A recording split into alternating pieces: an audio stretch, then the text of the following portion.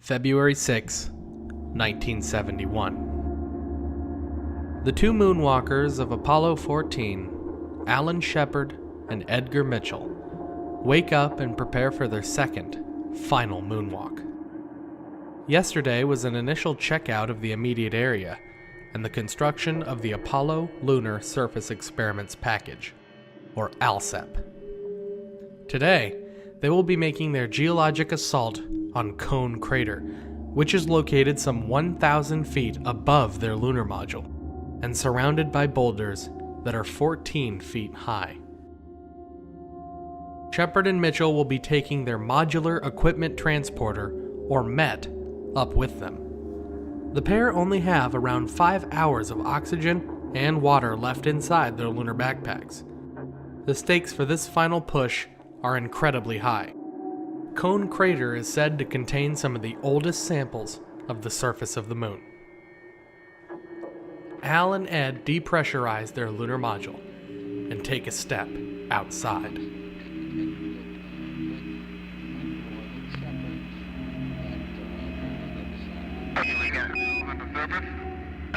We got a good picture here, and we'll saw you hop off.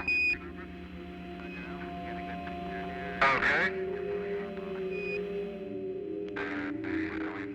Ed Mitchell uses a line to transport equipment down to Al Shepard, which includes core tubes to be hammered into the surface and extensive sampling instruments. Afterwards, the pair load up their cart for the long trek ahead. Today will be a busy day. The pair must reach Cone in time to make it back to the LEM, load everything back into Antares, and all in time for a lunar liftoff towards Stu Roosa, orbiting above in the command module. Okay, the met's loaded, Houston. Roger, Al. The met is loaded.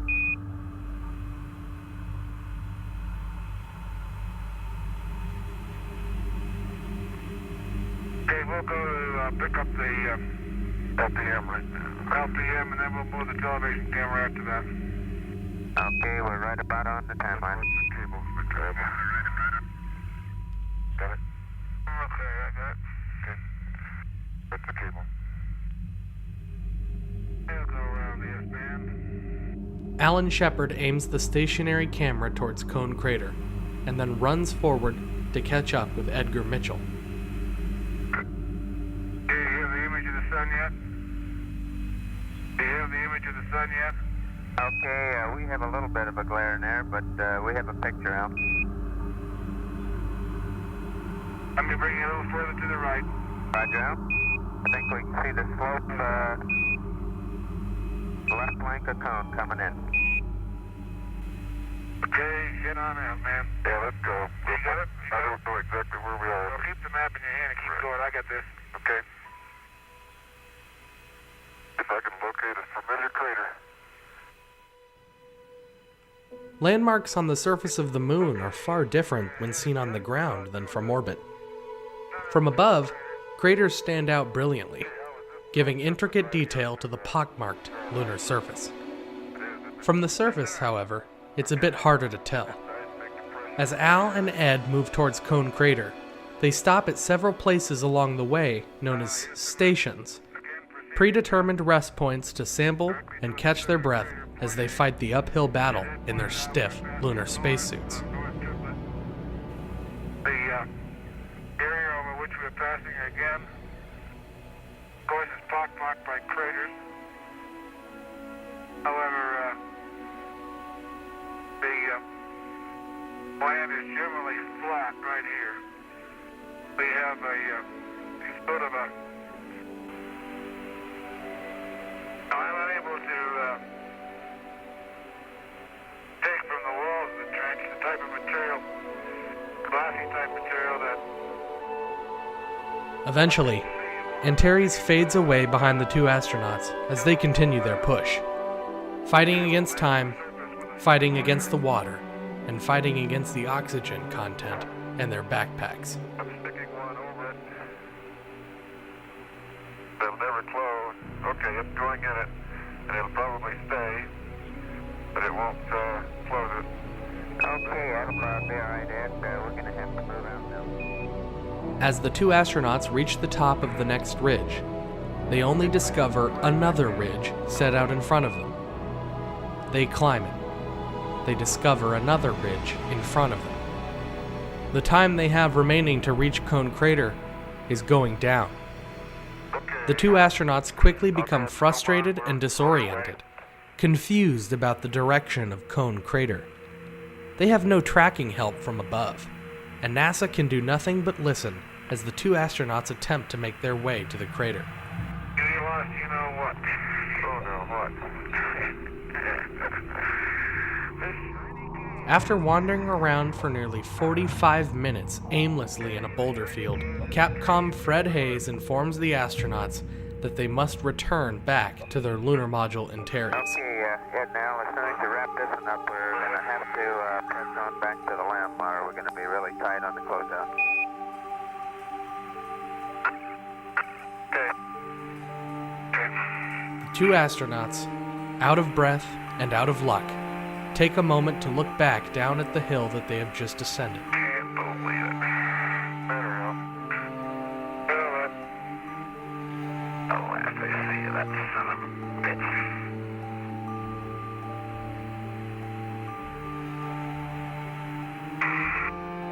They're better, board.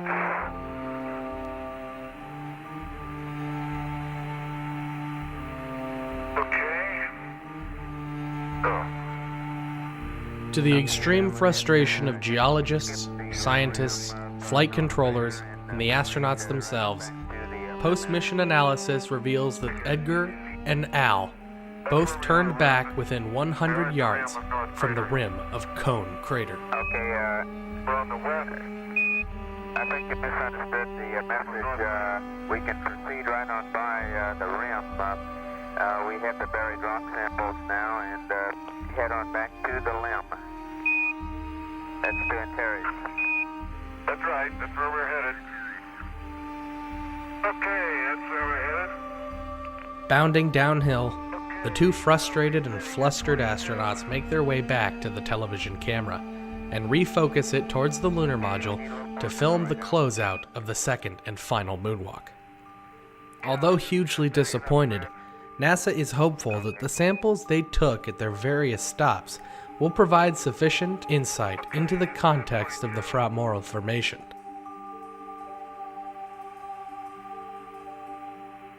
How's that look? Two more to the left, just a minute. As Edgar Mitchell is busy unloading the handcart and catching his breath, Al Shepard takes time to complete a task that he had wanted to do since the beginning of the flight. Golfing on the surface of the moon.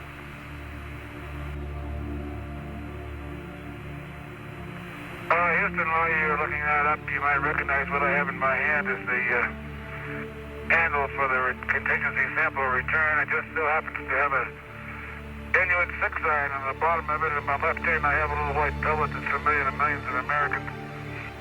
Drop it down. Unfortunately, the suit is so stiff I can't do this with two hands, but I'm going to try a little sand trap shot here.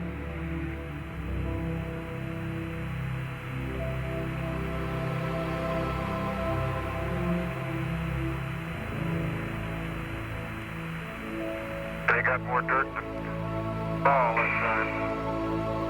Some more dirt than ball. Here we go again.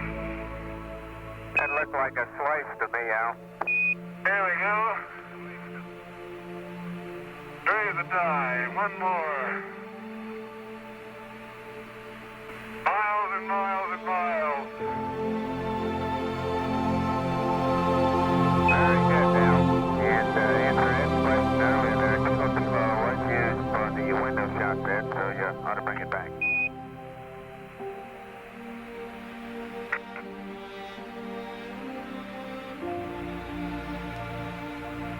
Yeah, so we had some of that to start with, didn't we? Edgar Mitchell also takes a moment to have a little fun and blow off some steam.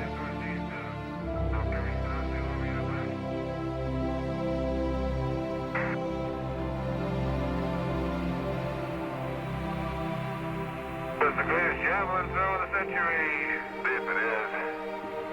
Oh, Lefty himself, outstanding. Right in the middle of the crater, spit it. nice. Wasn't bad at all. Beautiful. Beautiful. Sure. All right, Fredo, I'm starting up the ladder. All right, Jay. As the two astronauts are ascending into the LEM, they accidentally pull the cord connected to the television camera. After resetting it, the pair make their final steps on the surface of the moon and climb back into Lunar Module Antares. Yeah, we finally did it, Jay. Sorry. Okay. Come on, take it. I'll go set it back up. I'll go set it back up again. Got it? Okay. Okay, fix up the television camera. The web. You see anything at all? Yeah, I think it's a better picture. Lunar dust helps the TV picture, I guess. Okay, we'll see to it that all TV lenses get dusted in the future. Cut you down 4 stops, Fred. Okay, Houston. Crew of Antares is leaving from our base. Roger, yeah. You and Ed did a great job. Don't think I could have done any better myself. That's debatable, isn't it, Fredo? Well, I guess not now, Ed. After jettisoning unnecessary equipment, such as their lunar backpacks and items from the EVA, the pair close the hatch on Antares and prepare to make the transition to flying once again.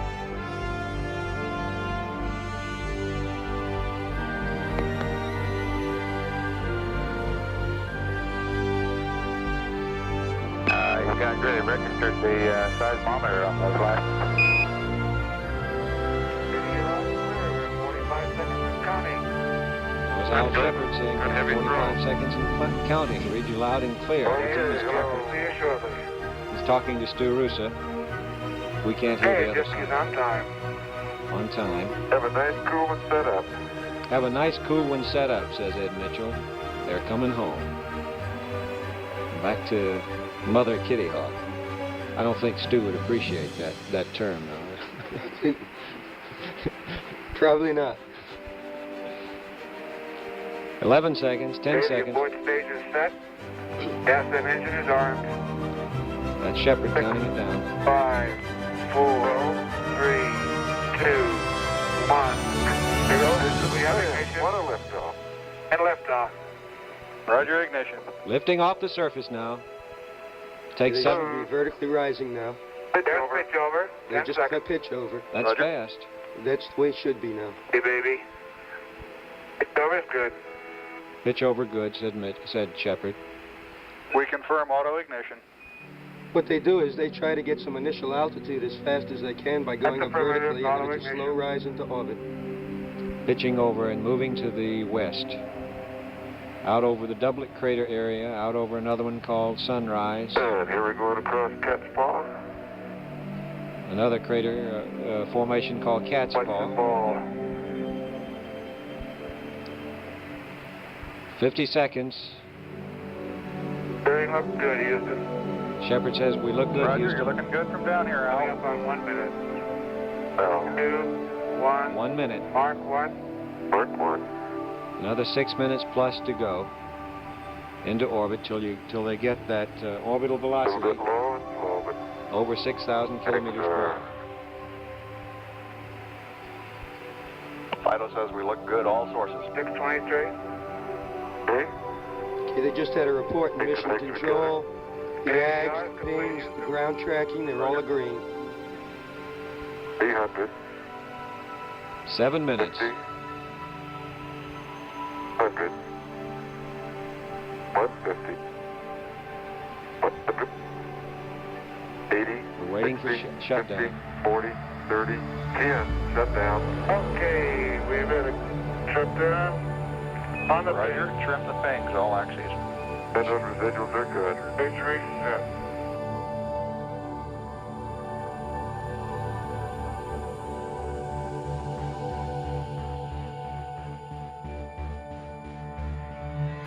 You've lost a little weight since the last time I saw you.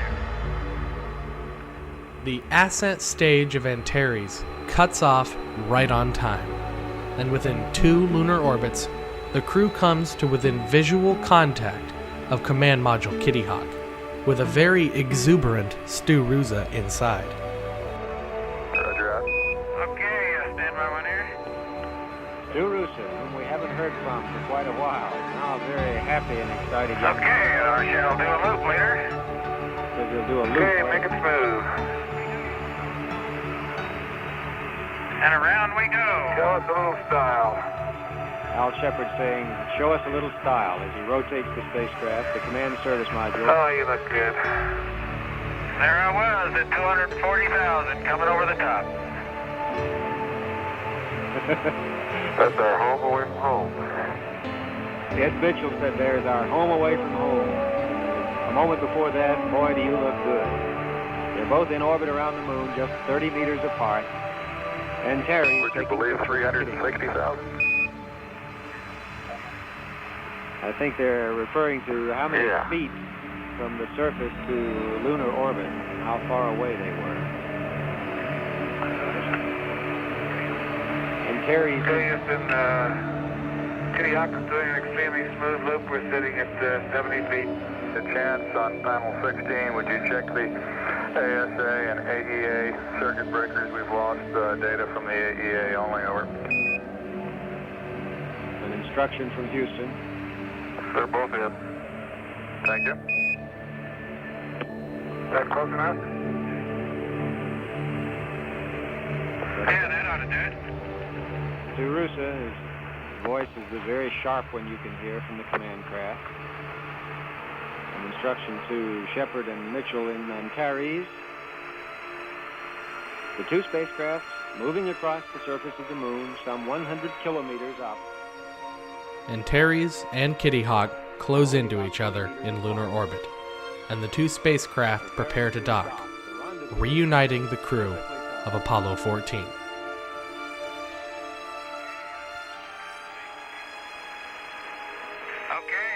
I've got the station keeping. Okay, we captured. Capture. They got capture. Beautiful, normal docking.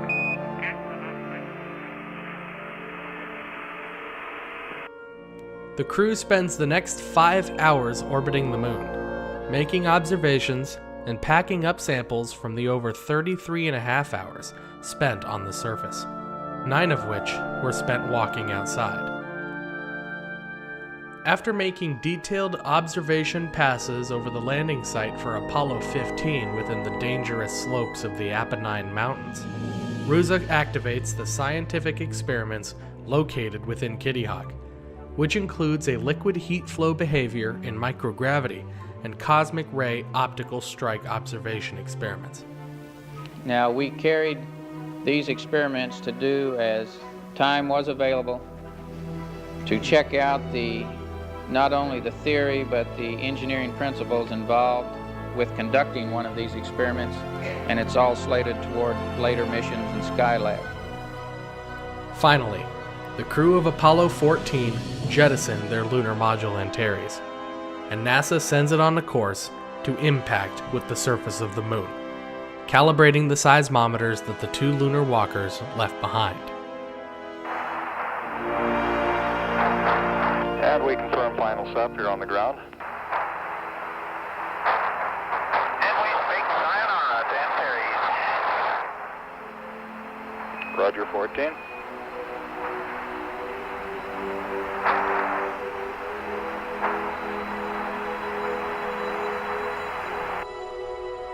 Afterwards, the astronauts make one final pass behind the moon and prepare for TEI. At 148 hours into the flight, Kitty Hawk's service propulsion system ignites, sending the trio back on a course to intercept the atmosphere of their home planet. Kitty Hawk is returning to the Earth.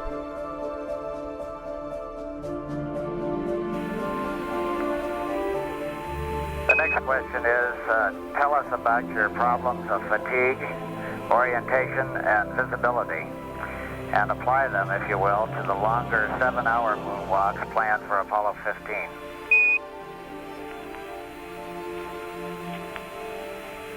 Well, I guess we didn't realize that we had problems of fatigue and visibility. As far as we were concerned, our only problem was the amount of time allotted for the excursion.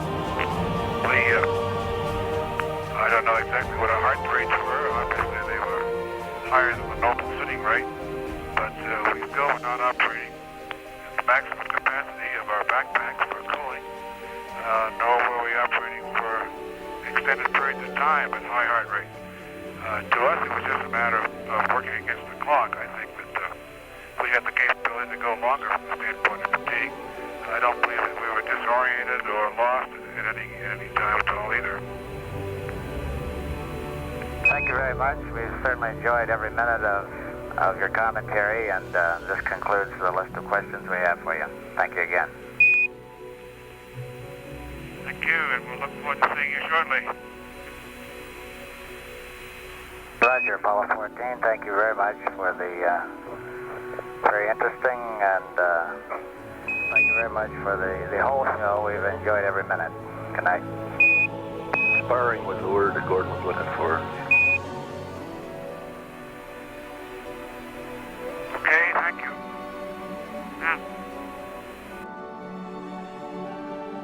After a televised press conference made inside the command module during the flight, the crew relax and get some sleep on the 80-hour transit back to Earth. On February 9th, 1971, Apollo 14 hits the atmosphere of Earth at over 24,000 miles per hour.